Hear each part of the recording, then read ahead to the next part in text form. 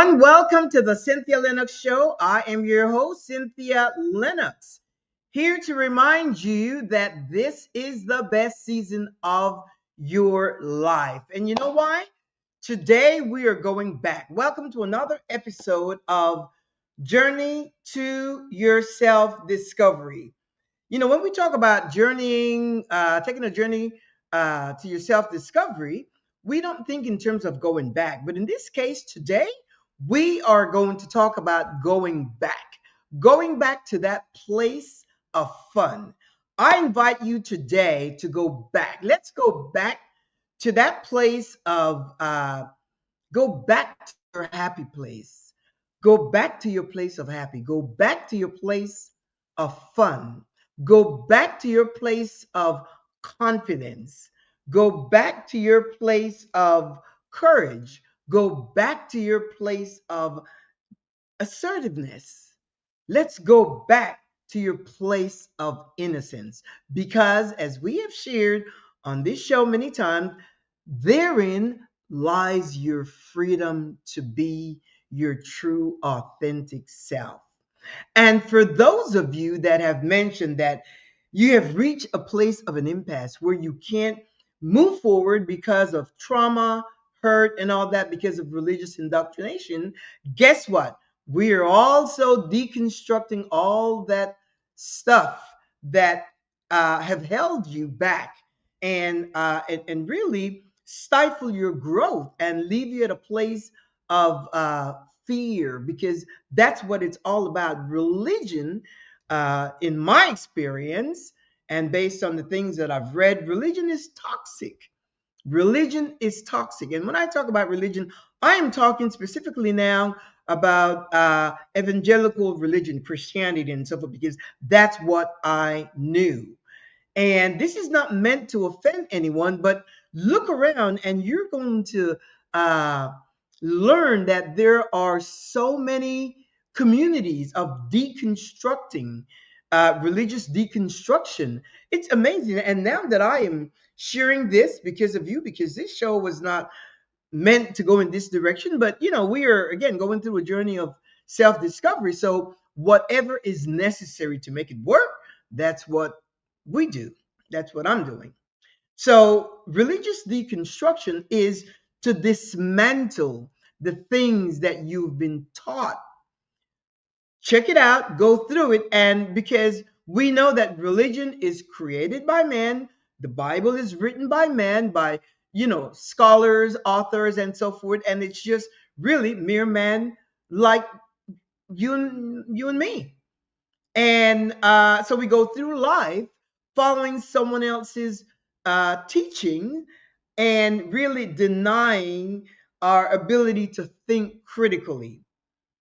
Your critical thinking skills is a threat to religious doctrine. And that's why there is a passage that says, lean not unto your own understanding, but in everything you do, in everything you think, acknowledge external sources, acknowledge outside sources, acknowledge what someone else have said or written, and your path would be guided. Now, if that were true, you would be living a totally different life if you have been leaning not onto your own understanding.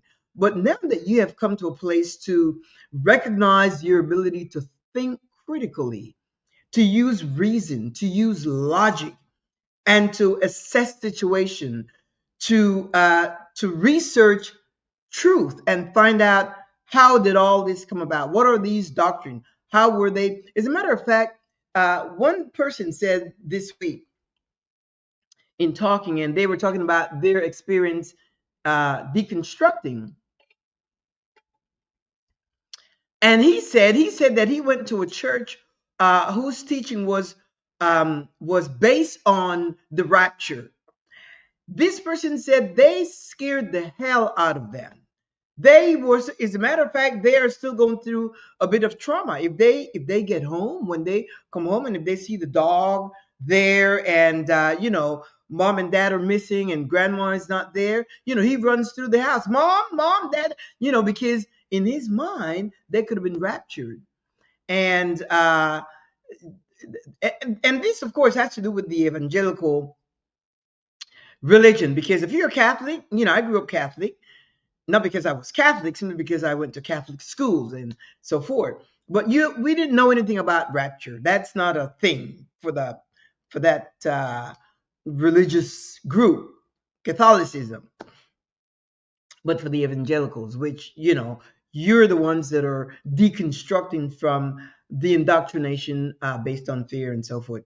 So, but when you think about the rapture, when you think of it, and if you go and search, go and do a search.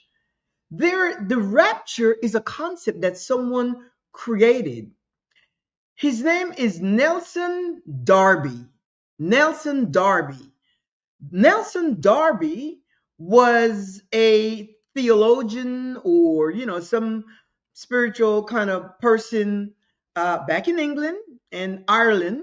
They came up with this whole concept about the rapture. And the whole idea of the rapture is that Jesus Christ is going to come down from the heavens unannounced, and those that are in Christ are going to be raptured up and zoomed into the sky and taken into heaven. And if you're not in Christ, you will be left behind. And so people live their lives. If you sin, that's why on a Sunday, or every time the church door is open, you find a lot of people down at the altar confessing their sins. Why? Because they want to make sure that they are right with that doctrine, right with God, right with Jesus. So in case Jesus sneaks up on them, that they would be ready. And people go through life really traumatized. And when you think this person, his name is John Nelson Darby. He's the one that came up with that concept, and then he attached it to a Bible verse. I believe it's in Thessalonians, whatever Bible verse that talks about. I don't believe the word rapture is in the Bible. I don't remember reading the word rapture, but the whole idea is centered around, he found the verse that he could package it and make it a thing. And then his colleague, who is Scofield, that Bible, Scofield, Cyrus Scofield, C.I. Scofield. C.I. Scofield has a Bible. That Bible, in every Bible seminary, there is a Scofield Bible. Every Bible student that you may have a Scofield Bible. And that Bible was considered the authority to religious doctrine.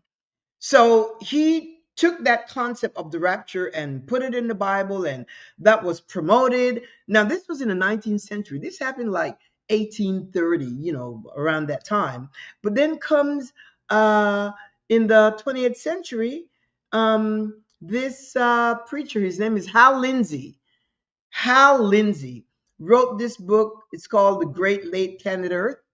And he also, I think he had a movie. It's called A Thief in the Night. Thief in the Night. Book, movie, whatever. He promoted that whole concept of a rapture. So people live in fear, taking that information from external sources and internalizing it and governing their entire lives based on that whole concept. And then I think it was like in 200 or whatever, came this Left Behind. What's his name? Tim LaHaye, and something, Jerry Jenkins, whatever, another person. But I know Tim LaHaye was the one with the Left Behind movie. So people are traumatized because they're thinking those thoughts that they will be left behind. So they can't move forward in their journey of self-discovery to live a true, authentic life. Well, no mas. Come to the point where you said, enough of that. You continue to deconstruct, you continue to dismantle, continue to learn the truth, the objective truth not subjective truth, because subjective truth is generally based on people's experience. Your experience, my experience, someone else's experience. Someone would write a book based on their experience, and no one is negating that they had that experience, but it doesn't apply to you. That's why in this share, I'm not telling you what to do. I'm just bringing awareness to yourself that you've got a brain, you have a mind, you have the ability to think critically. And yes, it will be a threat to your religious doctrine. But comes a point, if you want to go through this journey of self discovery and go back to that place of innocence, then you are going to have to think critically. And to think critically has to do with reason, your ability to reason, your ability to take a situation and assess it and determine true or false, determine its objectivity. That's why, when I talk about the rapture, most people, they just take it for granted. They just take it for granted that, that's what's taught in church. As a matter of fact, this person said that his whole religious doctrine, every time the church door opened, was based on the rapture. Even if they talk about something else, there will always be a sign off, a conclusion of the threat of a rapture. But you can't go through life not leaning onto your own understanding. Because if you don't lean onto your own understanding, whose understanding are you going to lean on? On someone else's understanding? That's their views, their opinion, their experience, their life set, all of the things that they have experienced. That's not doesn't come from you. Like if you write a book, guess what? It would be based on your experience. My experience is totally different from your experience. So it is incumbent upon you to lean on your understanding, to trust it, your understanding, your ability to think. Know that you have the ability to consciously become aware of the things around you. You have instinct, you have intuition. It's time for you to trust that and move forward without fear, without hesitation, without procrastination. Move forward knowing that not only are you worthy, but there is validity in your thoughts, in your opinion, in your mind. Of course, it becomes subjective, but when I make a decision, it has to do with me taking all the things that are at hand, the situation, assessing it, and see. Like I had a situation that happened this week. It wasn't a nice situation, but it was a situation, and kind of affected my emotions. Now, I talk about emotional intelligence, and I am very mindful of that because I like to make sure that I regulate my emotions based on the situations that I'm facing. So when I have to deal with something, I go to the extreme. What's the worst that could happen? And then I track back. I back up. And if once I determine, okay, what's the worst that could happen? What's the worst case scenario? And based on that, whatever I deem that to be, I make a decision. Okay, in my mind, you prepare to handle that situation. You prepare to handle that situation based on the worst case scenario. But let's say it doesn't reach to that point. Let's say it doesn't reach to that point. Then you start backing up a little bit and you backing up. And as you continue to back up, well, it's not that bad. It's not that, or, we could do this, we could modify this, we could alter this, we could change this. And as you continue to back up, back up, back up, it mitigates the magnitude of whatever it was. It mitigates it, it lessens it.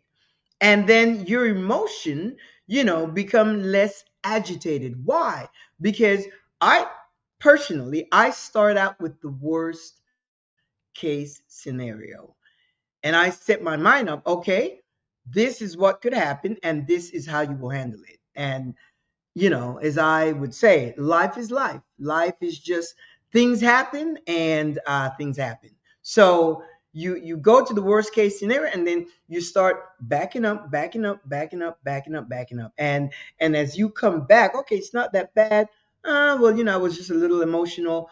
Well, my feelings were hurt. And then you realize, just Cynthia. In my case, I was like, Cynthia, get over it. Get over it. It's not you. You are you are a fantastic person. I start telling myself all these things, and it mitigates any kind of emotional pain, hurt, suffering, whatever. And you just get rid of it. Why? Because I don't like to be in that space. I don't want to be in that space of being hurt. Or because you can't say somebody did this to you. You can never say that. I never say you made me feel this way. No, no, no, no, no. Because if you know who you are, if you walk in that sense of confidence, no one can make you feel any kind of way. But when you start, when I talk about emotional intelligence, you regulate your emotions based on the situation, based on how you want to make yourself feel, how you want to handle it, how serious it is. And sometimes, we our emotions takes us. It's kind of getting warm in here. Let me just turn this down a little bit and put it at okay. Yeah, and so we can do that for ourselves. You've got to take care of you. That's all part of self care. I didn't go outside, external, lean not onto my own understanding. No, I understand how I function. I understand my emotions. I understand my feelings. I understand my thoughts. So it is incumbent upon me to regulate my emotions, my feelings, my thoughts. And with that comes my behavior, my actions, the way I allow myself to feel, the way I allow myself to think. And it's going to always be in my favor because you know why? Because when you take responsibility for yourself, then you can govern your own life and not depend on someone else to to influence your life in a way where it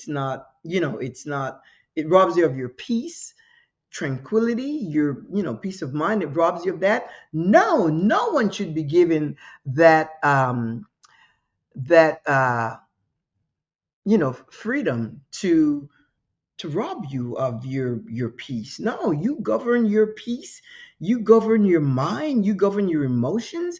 It is up to you. That's why lean not onto your own understanding is an insult to your intelligence. Think of it that way. I know doctrinally it's a threat to think that way, but it's an insult when somebody say don't rely on your own understanding. That's why you're in the place that you are. I know for me years back I submitted to that kind of teaching and it didn't work. I mean, again, there was always this thing of doubt in my mind and questioning and so forth. But that was part of my religious doctrine, and then I changed. Once I discovered truth. That's why I encourage you to go and start figuring things out, and start doing research, like the things that you question. People that are afraid of heaven, I mean, not heaven, but hell, and looking forward to heaven. Figure out. Look, you've got to submit yourself to new things. Because if you don't learn new things, guess what? Your life not only becomes boring, but things become stale. And that's all you know. We are in the 21st century. There is so much that is happening around us. There is so much, some good and some not so good, depending on how you determine what's good or what's not good. And with me, lately I have disconnected from a lot of outside noise.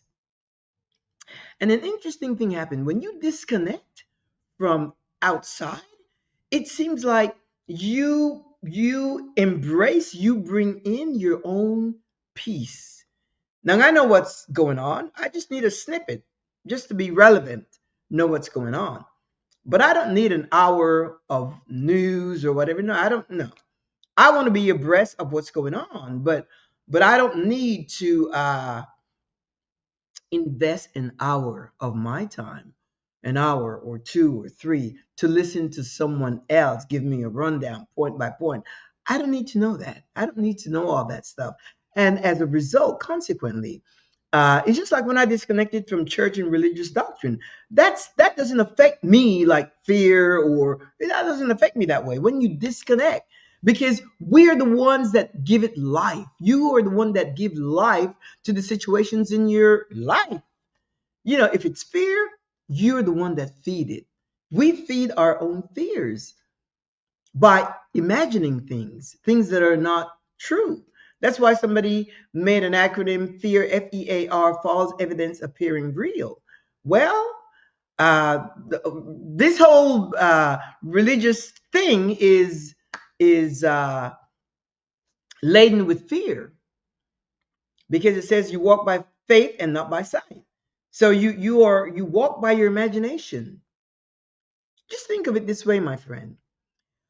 Whatever it is that you desire, whatever it is that you want, if you don't have it, and if you've been like desiring it for a long time, whether it's a lifestyle, a way of living, or things that you want, whether it's travel or a new house, or, children, or a spouse, whatever it is, a new job, you want to go and, live someplace else in another country, another city, whatever it is that you want, if you are not getting it, then something is wrong. Because you know why? The universe is prepared to deliver. It's prepared to deliver. You have to watch your words. You have to watch the words that you speak. I happen to speak only the things that I want. And that's why I know when to disconnect. Sometimes I disconnect from people, situations. I just disconnect.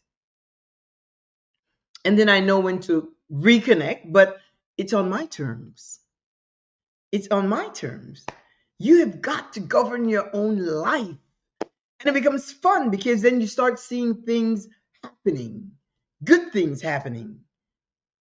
You think in those terms. You've got to, your mind, you regulate your mind and your thoughts. Your thoughts create your feelings, and your feelings create your emotions. And once you have those emotions, then it goes to your behavior, your action, the things that you do for that which you want. But it starts with a thought. And if you submit yourself to negativity, or to sadness, or suffering, or emotional pain, and all that, that is exactly what you will attract: problems, emotional problems, mental problems. But the more possibilities you see in life, the more possibilities you see, it's like when you're thinking, I want to go back to that place of innocence. Think of a child, look at a little kid. They are so adorable. Kids, they are so adorable until we start indoctrinating their minds, and then they start doing stuff that's not authentically them. Well, guess what? You have the ability to go back to that place, your place of innocence, your place of happy. Go back to your place of fun. Go back to your place of adventure, of spontaneity. Just change your whole lifestyle. And don't be concerned with what people think, what say. That has nothing, again, all of that is external sources. Don't worry about people, because you know what? Yeah, you know, people will always people will always have an opinion of you. You will always be judged. And once that has settled in your mind, then it gives you a certain freedom to be who you are, because there's nothing more rewarding than you being your true authentic self. That's why, when I have situations in my life, regardless of what it is, I address those situations immediately, within reason. I always find, if it has to do with people, I nip it. I nip stuff in the bud. I nip it right away. I don't drag stuff on and have stuff, pent up emotions and situations. That's why when I come to you, I want to be able to come to you, or when I come to anyone, with a freedom and, my true authentic self. And I'll tell you, there was a discussion this week about, the question was, what what it is you hate the most at work in corporate America. I no longer work in corporate America, but I worked many years in corporate America. And I remember, I was part of the management team.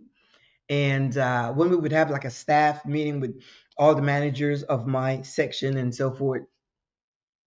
And, after a while, there's a round table, and uh, each manager would have to expound, present their take on whatever the topic is, their views, their opinions, their ideas, and so forth. And this guy, he does it to everyone. So here I am. I am presenting my whole idea, my whole presentation, because I had prepared and so forth. And so I presented, and everybody's like this. And then this guy, he chimes in, and he says, uh, what she's trying to say is, or what she mean. I said, no, no, no, no, no, no, no, no, no. I said, wait a minute. I said, I made myself clear the first time. And if anyone had a question, they would pose that question to me. I don't need someone to go in and modify or change or try to explain what I said. But this person would do that all the time. What she's trying to say is, no, I'm not trying to say anything. I gave my presentation. I said what I wanted to say. Whether if you didn't understand it, here we are, 15 managers. If you didn't understand it, you need to ask me. You have no idea how that irritated me, but it happened once and I nipped it. I said, I don't need you to speak for me. I can articulate clearly what I want to say, what I meant to say, or what I am actually saying. So I don't need you to say what she is actually saying. No, no, no, no, no. Imagine that. That's an insult to your intelligence. That was an insult to, that may not bother other people, but when I heard that, because he's done it before to other people, but no one ever said anything. And I thought, okay, I'm going to wait. And, if he does that to me, I am going to have him for lunch. It pissed me off. I did not like that at all. What Cynthia is trying to say, no, I'm not trying to say anything. I said what I meant. I gave my presentation and it was clear, and no one had a question about it. And if they did, who best to come and ask? It would be me, not him. So, that was, I kind of shared that in, there was a kind of a roundtable, and people were saying, what's the worst thing that you hate at work and so forth. And that's the only thing I could think of that really, rubbed me the wrong way. And I can assure that. But just think of it, so when I say that when this passage says, to lean not unto your own understanding, it is an insult to your intelligence. What do you mean, lean not unto my own understanding? Then whose understanding am I going to lean on? And then you start using your critical thinking skills. You start reasoning, you do your research, you come up with logical explanation for something. And that is how you conduct your life. Otherwise, yeah, faith negates logic. And critical thinking is a threat to religious doctrine. But then you have to understand religious doctrine is, once you come to understand, I'm telling you right now, there are so many people, you're not the only one. There are so many people that are becoming aware. And this may not be your time. You may be, just treading very lightly now, but the more you hear it, the more you hear of it, of this whole religious doctrine, spreading around the world, you will realize that you've been lied to.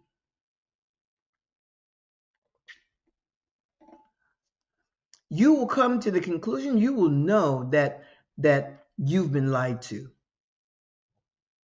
But until you find out for yourself, I know this couple deep into religious doctrine. I mean, like deep. Excuse me. And over the years, they came and of course, they're raising their children based on what they know, because that's what you do. So when we talk about indoctrination, it's not just religion; it's your teachers, your parents, and then of course, religion. That's just what happens. That is a social structure based on the culture that you are in. So if you lived in the Middle East, more than likely your religion will be Islam. It would be, you would be in a totally different religion. If you live in Asia, it would be a totally different religion. Why? Because culturally, that's what there is. That is what there is. But anyway, so this couple, they were raising their children in the doctrine of Christian religious doctrine, and and then they had an epiphany. They had an awakening. I'm not sure what happened, but they had an awakening. They realized, oh my gosh. So they, both parents, delved in to find objective truth about why they believe what they believe. Was it true, or was it, like, what's the source? Where does it come from? And religion is a thing that is so ingrained in people's mind that it's hard to get away from it. It's hard to be fun, to have a life of fun. And it's just a different dynamics. If you're the type of person that likes to, it all depends on what you like to do. If your idea of fun is going to church, then that's what you do. And it's nothing, it's not good or bad, right or wrong, true or false. If that's what you like to do, then that's what you do. And then in most cases, you probably will not be would not be watching my show, because I am talking about deconstructing, dismantling, deprogramming the belief system, because it limits you, because that's all you know. And unless you have a mind that's curious, there's where you stay. I have people that I know, and that's all they talk about. The same thing over and over and over, and quote scripture and nothing outside of that. But then again, you look at their lives, and it is a reflection of their belief system. Again, it's not a matter of good or bad, right or wrong, true or false. It is what it is. But with you that is going through this journey of self discovery, that wants to go back to that place of fun, of innocence, of happy, of pretty, it's a whole different ball game. So this couple, they had an epiphany, and they start digging and searching, and came into a place of truth, objective truth. They did the research, they checked the scientific evidence, archaeological evidence of things, and they came to the conclusion that that is not the path that they need to follow. So now they have to go back and deconstruct their kids And that's what they said. They had to sit them down and to say, look, all of that stuff that we taught you, that's, just get rid of it. Of course, being a kid, with time after they would pattern after the lives of their parents, you can deconstruct easier than when you're an adult. But once you're an adult and your mind is so locked into those teachings, it's hard. And if you've been traumatized, it's tough. It's hard to get rid of. Why? Because that is all you know. And to make changes in one's life, it's a challenge. And not only that, to take you out of your comfort zone, that is also a challenge. But I am telling you, when you taste the other side, they say the grass is not green on the other side. In this case, I am telling you, well, in my experience, the grass has been lush and green ever since I left religion. Your critical thinking skills, your ability to think critically, your ability to assess situation, to use reason and logic to sharpen your instincts and the way you see things. You start looking at things totally different. Once you start to exercise that, whatever it is that you want in life, you will see how it changes. It makes possibilities into opportunities in your life.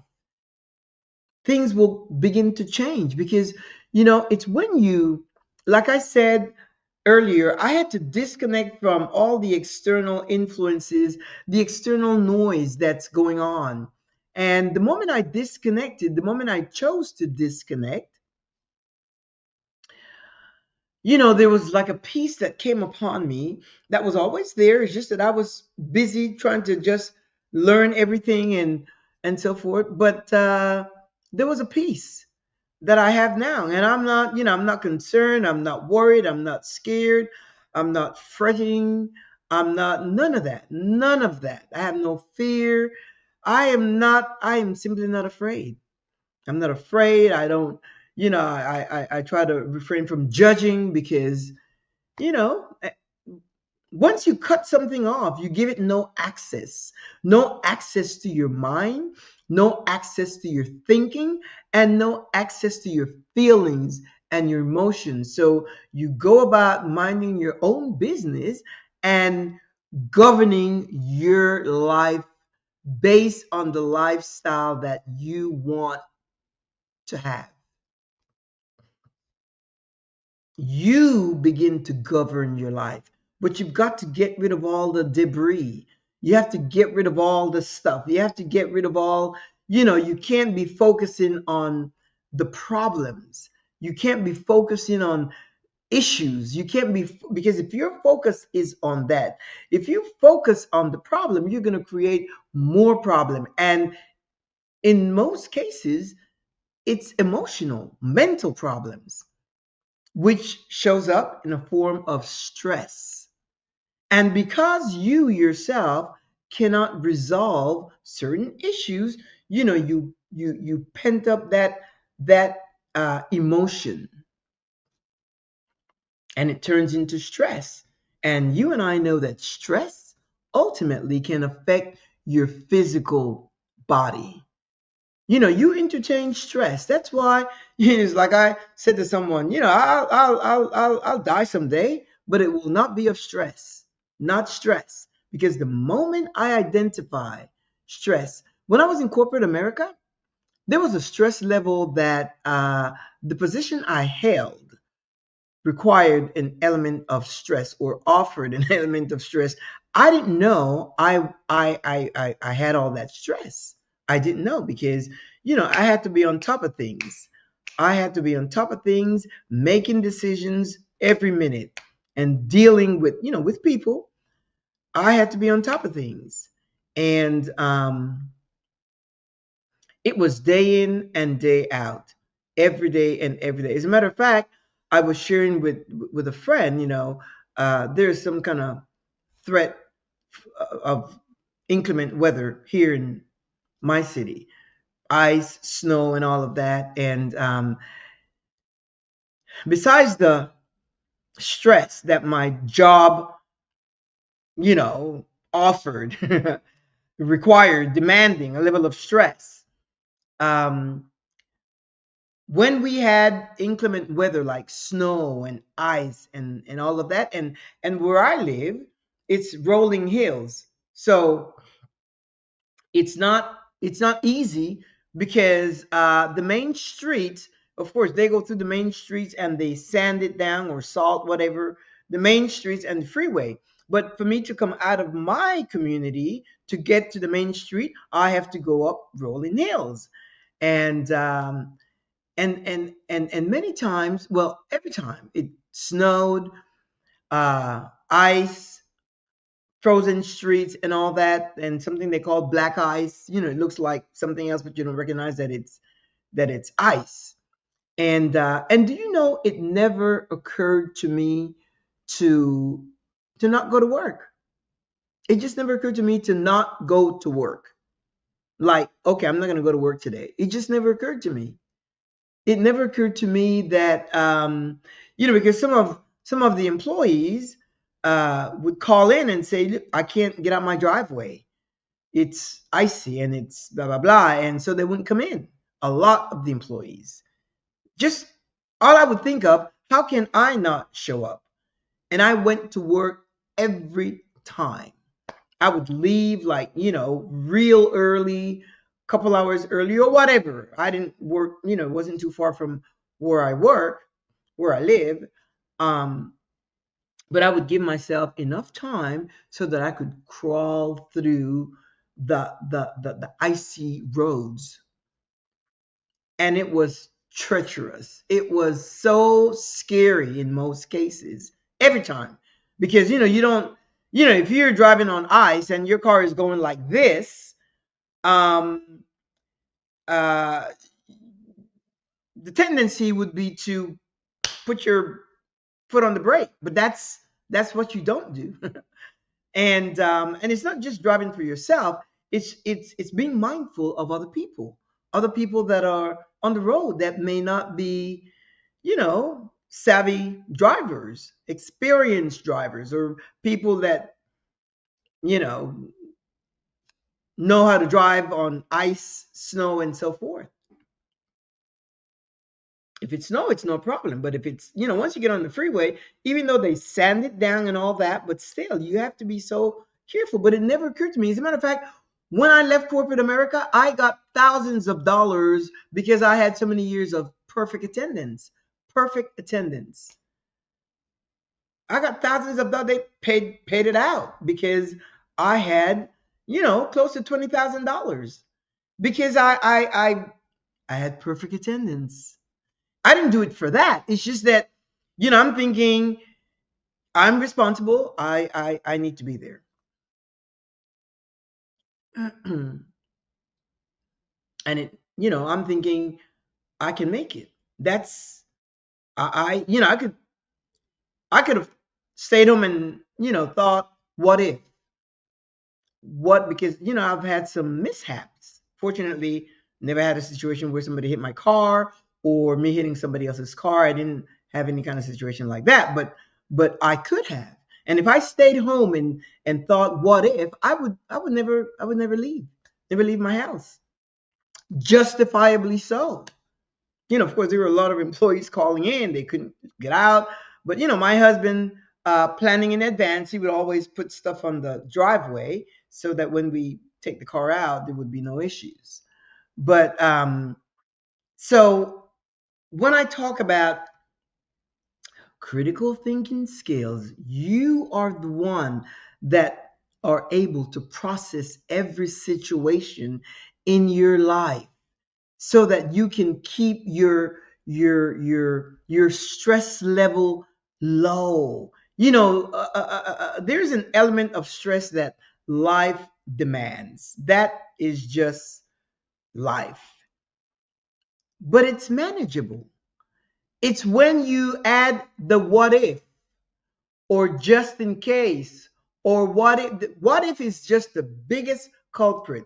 What if this happens? What if that happens? What if? Like somebody said to me, we were talking about,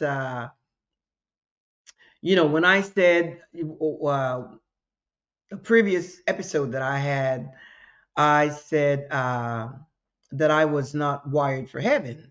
And I meant that when I said that I am not, that's not my thing. I'm not wired for him. That's not the kind of life that based on how they describe heaven to be: streets of gold, uh, walls of pearl, gates of agate, all that. That's not my preferred destination. But then again, that's not a belief system that I engage in, so it doesn't apply to me. It is according to what you believe. But this person said to me, well, I'd rather believe that and come to find out that it's not, which of course doesn't make any sense, because when will you find out that it's not or that it is? Than not believe and then find out and then go to hell. Well, if that's what you believe, then of course that's how you live. But for those of us that don't believe in heaven and hell and all that kind of stuff, then we are free to just live and be our true authentic self and have fun. Take the gusto out of life, the fun out of life, and really just live a rich life. I was listening to this girl the other day, and she was saying, she said, don't wait for anything. Do it now. She says, because you don't have much time. And time is the one thing you cannot redeem. So she says, buy the shoes. She says, eat the cake. She says, I added, buy the plane ticket and go first class and book the luxury hotel and just do it now. And somebody else chime in and said, and get on social media to this other person wants a partner, and she says, and get on online dating and do it. Have the guts to do it. Get online and find your person and so forth. And it's so interesting because this person, that resonates with me. Why wait? Why wait? What are you waiting for? It's like this whole journey of self discovery. No more waiting. No more waiting to see what, maybe, perhaps, coulda, woulda, shoulda. No, do it now. Know that you have the ability to think, to be aware, to be consciously aware of things around you, and the boldness to question everything. Today, ignorance is a choice. When I was growing up, my dad bought uh, the whole series of Encyclopedia Britannica, and it's interesting because I loved it. He bought everything, and after like 5 years, they would update it, and then they would bring another set, and I just loved it. Why? Because it had information. But then think of it, it had information that was based on the dates it was, up until the date that it was printed. Today, my friend, we get information in real time. We have the ability to fact check a lot of stuff. We have the ability to dig in and to research and to do a deep dive. We should not be blinded, and at the same time, you should not just take for granted what anybody says. You should, because once you find out for yourself the truth, once you find, it kicks up your self of your sense of confidence when you know the truth that resonates with you, and you can say, you know what, that makes sense. It's like, me talking about this rapture. Don't take my word for it. Go check it out. His name is, again, John Nelson Darby. He came up with that. I mean, think of it. And the same way he came up with that, there are people that's came up with like the second coming and all that kind of stuff, and people live their lives based on that. And you and I know that there have been so many predictions that this is going to happen, and this is going to happen, and we're talking centuries, we're talking years back. It's been predicted that this is going to happen, and people are born and they die. People are born and they die. They die. They born. That is just the course of life. The thing is that while you are here, while you're here, you want to get the best out of life. You want to get the best out of life. And you want to enjoy your life now, because guess what, amigo?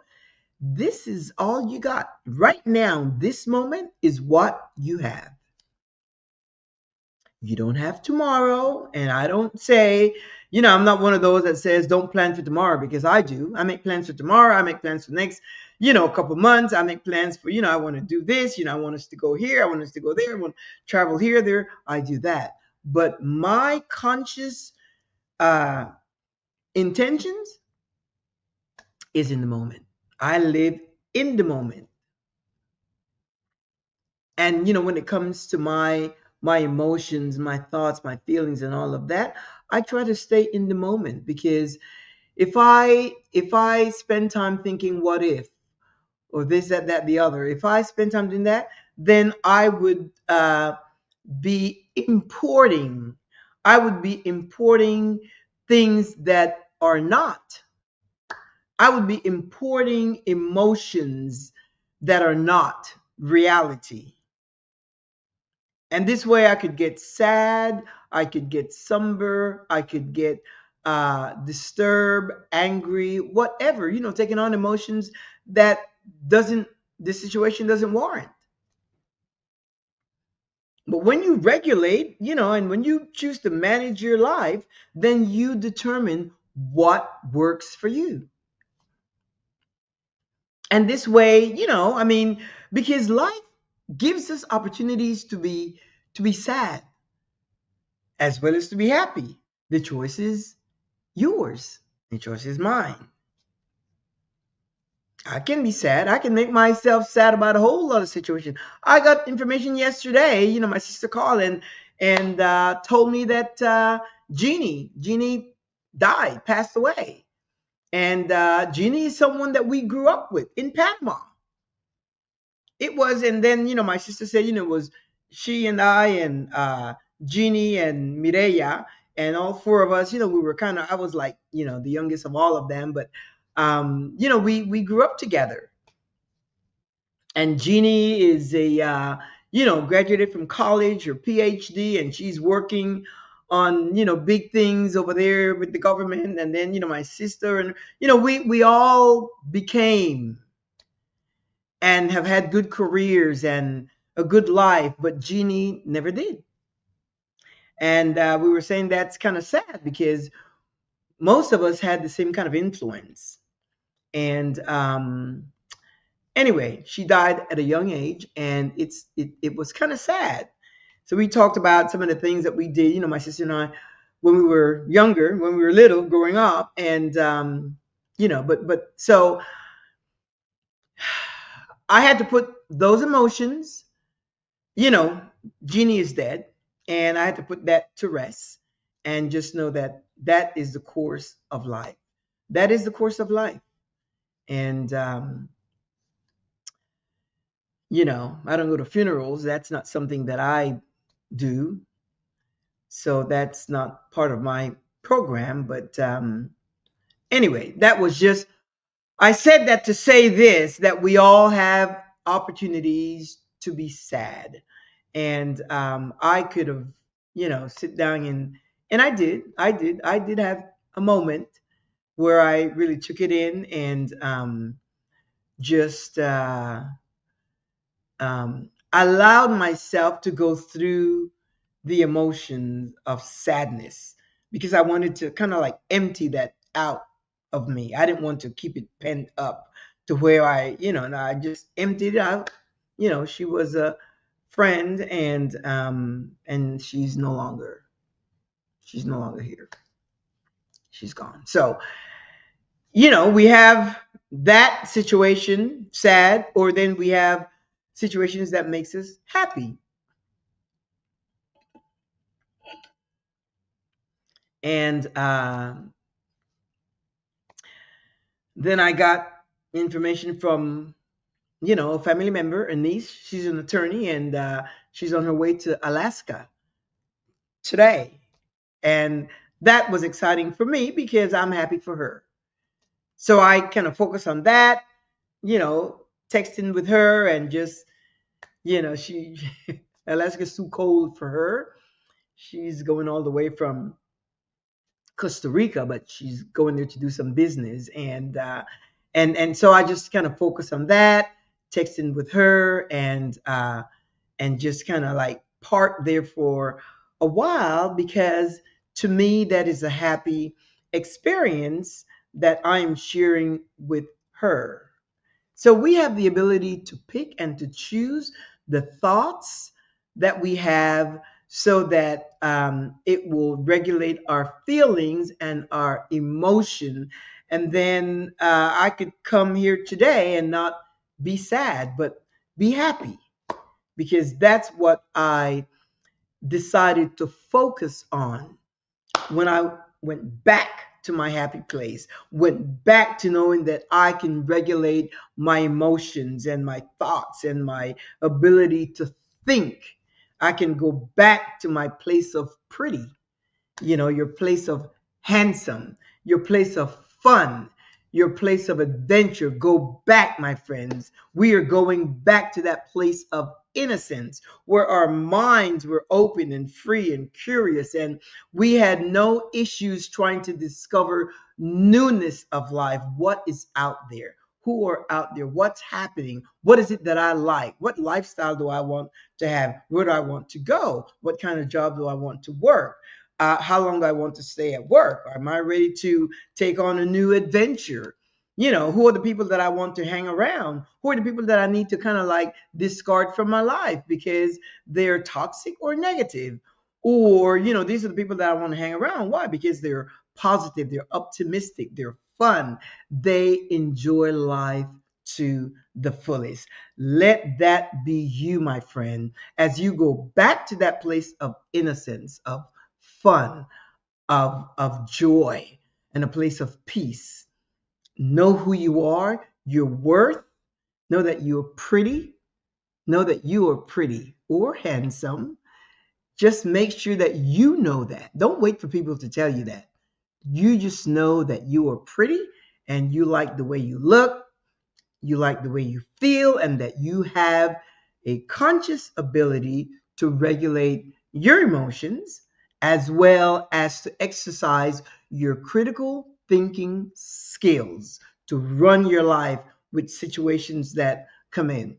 I repeat, for me, I go, when I have any kind of situation, I go from the worst case scenario and I backtrack. What would I do if this situation presented? And then in most cases, you realize it's not that bad. You realize it's really not that bad. So, but then you determine, if that were to happen, I would do this, and this. And then when you come back here, you realize, wait a minute, there's no need for me to be, to feel any kind of way. Stress. I'm going to leave you with that, my friend. I'm going to leave you with this thought,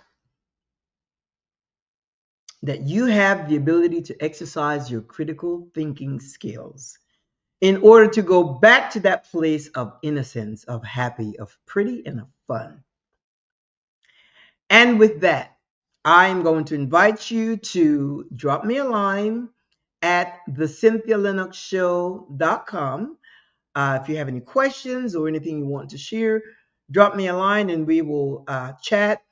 I'm also a certified life coach, and if you need someone to walk along with you in your journey, I'm your person. Or find your person, if that's, it has to originate, there has to be the right energy.